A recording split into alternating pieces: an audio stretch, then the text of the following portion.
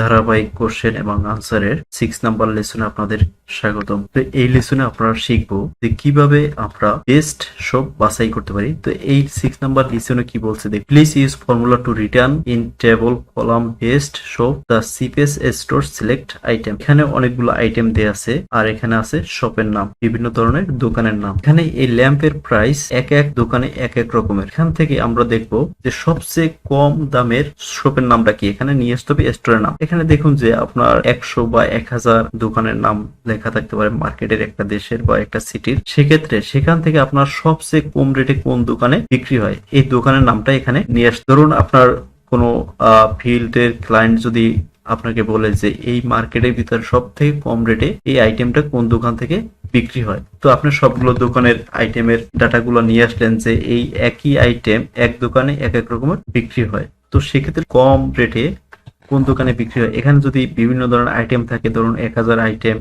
1000 দোকান থেকে আপনার ডাটা এন্ট্রি করে নিয়ে আসলেন, এখন সব কোন দোকানে সবচেয়ে কম বিক্রি হয়, তো এটা খুঁজে বের করার জন্য এভাবে একটা একটা করে খুঁজে বের করা সম্ভব না। তো সেক্ষেত্রে আপনার কি করতে হবে, একটা ফর্মুলা নিয়ে কাজ করতে হবে, যে ফর্মুলা দিয়ে খুব সহজে আপনি খুঁজে বের করতে পারবেন কোন দোকানে সব থেকে কম রেটে বিক্রি হয় এই আইটেমটা। যে কোনো ফর্মুলা লেখার পূর্বে আমরা প্রথমে কি করব, ইকুয়াল সাইন দেব। ইকুয়াল সাইন দেওয়ার পরে ইন্ডেক্স ফাংশনটা নিব। ইন্ডেক্স নেওয়ার কারণ হচ্ছে আমরা যে রেজাল্টটাকে আমরা এখানে নিয়ে আসবো সেটা হচ্ছে ইন্ডেক্স। তো ইন্ডেক্স দেওয়ার পরে আমরা এখানে যেহেতু শপের নামটা নিয়ে আসবো, যে আমার যে রেজাল্টটা নিয়ে আসবো সেই রেজাল্টটাকে আমি সিলেক্ট করে দেব ইন্ডেক্সের। তো এখানে আমি ইন্ডেক্স সিলেক্ট করে দিলাম।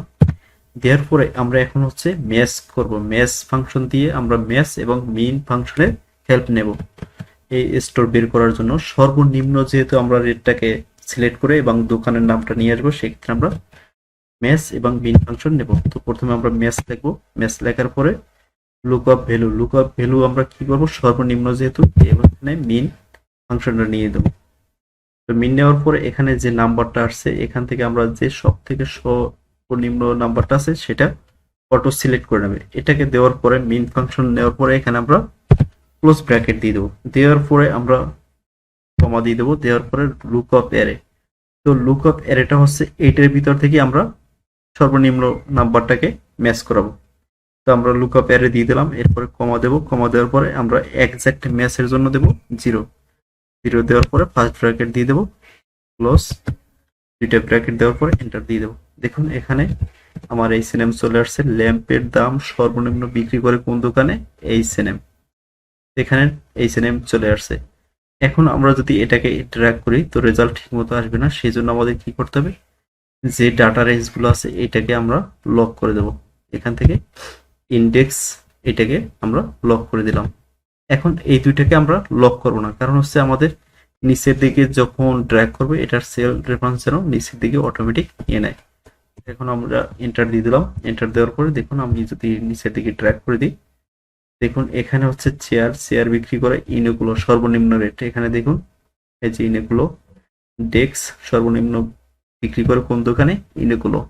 দেখুন তো প্রত্যেকটা এখানে সর্বনিম্ন রেট যে দোকানে বিক্রি হয় সেই দোকানের নামটা এখানে আমাদের চলে আসছে। তো এটাই ছিল আজকের টিউটোরিয়ালের মূল বিষয়। তো সবাই ভালো থাকবেন এবং আপনার বন্ধুদের সাথে শেয়ার করবেন, তারা এই গুরুত্বপূর্ণ ভিডিও দেখে শিখতে পারে এবং তারা যেন খুব সহজে এক্সাম দিতে পারে যে কোনো কোম্পানিতে।